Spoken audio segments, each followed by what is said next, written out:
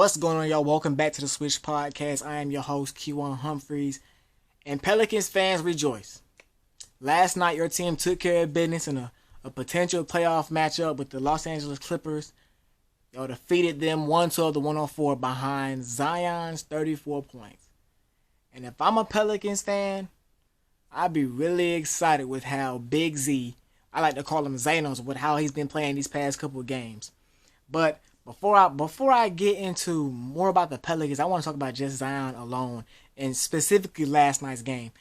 In the second half, Zion scored 23 of his 34 points, and he also went 7 for 7 in the third quarter. Now, before I dive deeper, before I go further, I just want to break down a couple plays, mainly that second half. I want to break down mainly that second half of the Clippers game last night. Here, first play right here, catches the ball at the dotted line, easy. When he's going left hand, he's unstoppable. And if you let him catch the ball in the paint, I don't know what you're doing. Right here, quick hands, fast hands, hustling. Now we got the mismatch against a small defender. Once again, going left. The strength and the touch around the rim with Zion is, I think, what sets him apart among other bigs.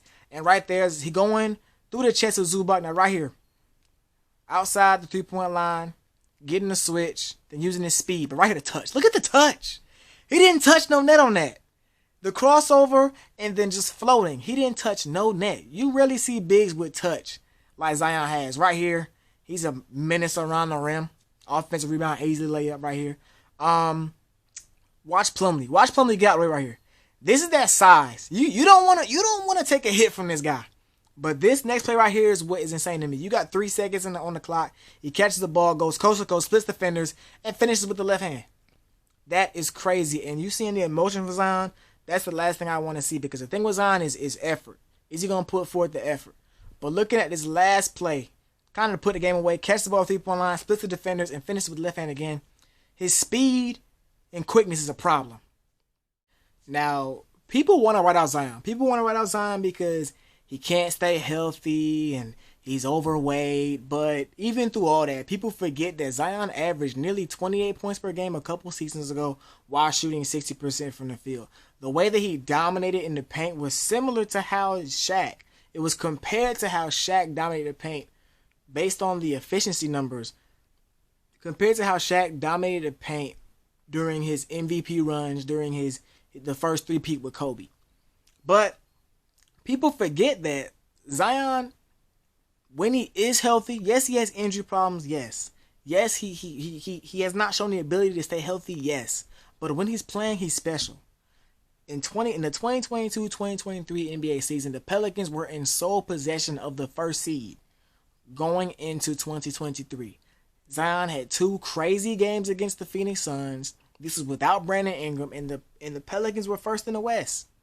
Now, Zion did go down with a hamstring injury, and due to his bad condition, he kept re-aggravating that injury, and they ended up missing the playoffs that season.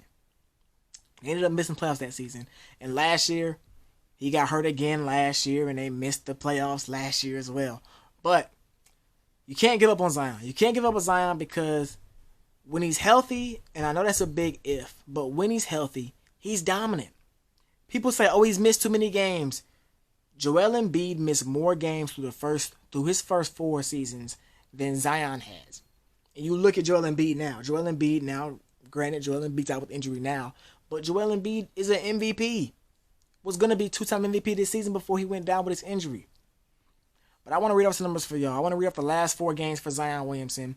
22-12-4, 27-7-6, 33-9-1, and the 34-7-4 from last night against the Clippers.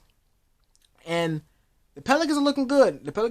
Man. The Pelicans have won 5 of their last 6 games. They're currently 40-26. They're 5th in the West, 2 games behind the Clippers. They're currently playing right now as I'm recording this. They're currently playing against the Blazers. It's early in the second quarter.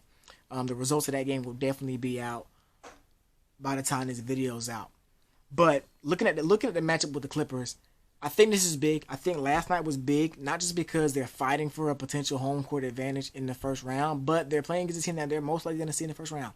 And last night they won the season series. They wrapped the season series. They beat the Clippers 3-1 in the season series. So if I'm the Clippers fans, players, coaching staff, I would not mind seeing them in the first round. Okay, we've shown that we can beat y'all. We've beaten y'all 3 out of 4 times. We have an answer for y'all. We know the talent y'all got. We know the talent they have with Kawhi Leonard, James Harden, Paul George, and Russell Westbrook when he comes back, along with the array of role players that they have and the shooting and defense they have. But the Pelicans have beat them.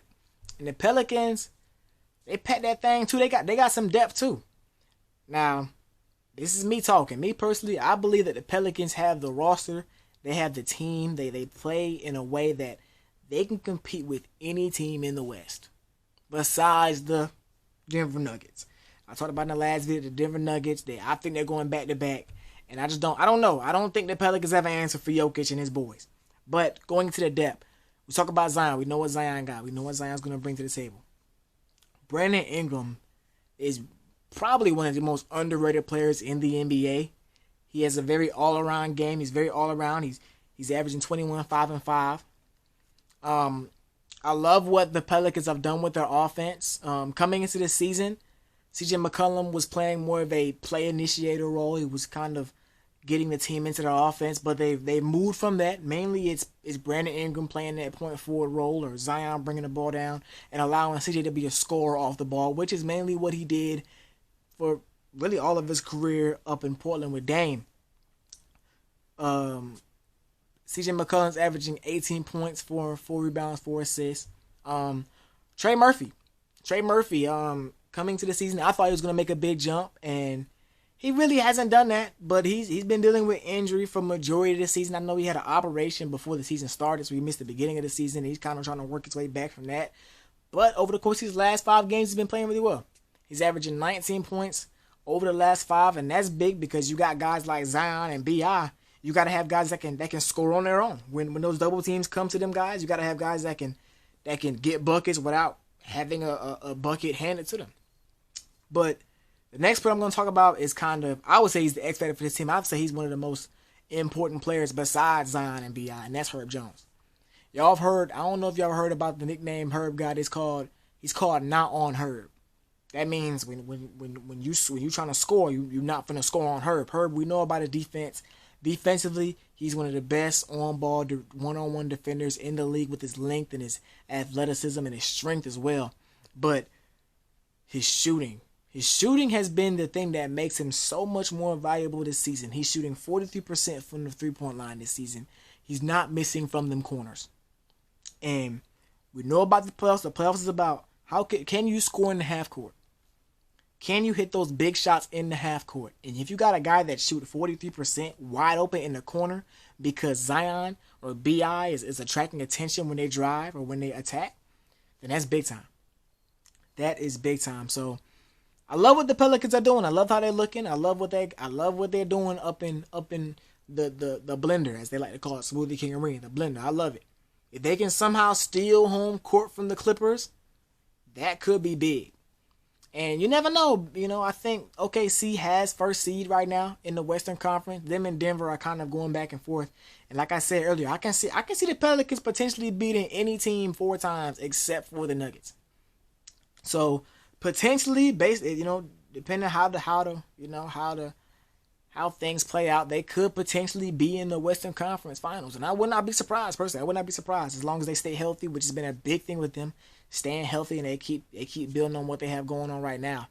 But before I wrap up, man, I just want to say, last video with the Nuggets went crazy. Shout out all the Nuggets fans that subscribed and that tuned in. You know what I'm saying? But make sure y'all subscribe. You know what I'm saying? Just subscribe.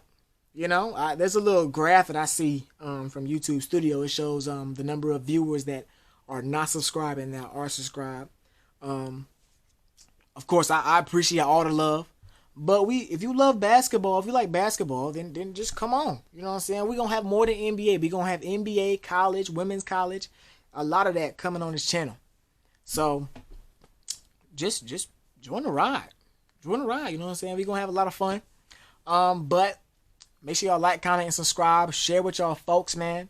You know what I'm saying? I'm trying to get like 100 subs by the end of March. So we got a couple weeks. That really shouldn't be that hard for y'all. You know what I'm saying? Y'all been showing love when y'all be in here. So trying to get 100 likes before the end of March. Let's just do it. But Until my next vid, y'all be easy, man, and we out. Yeah!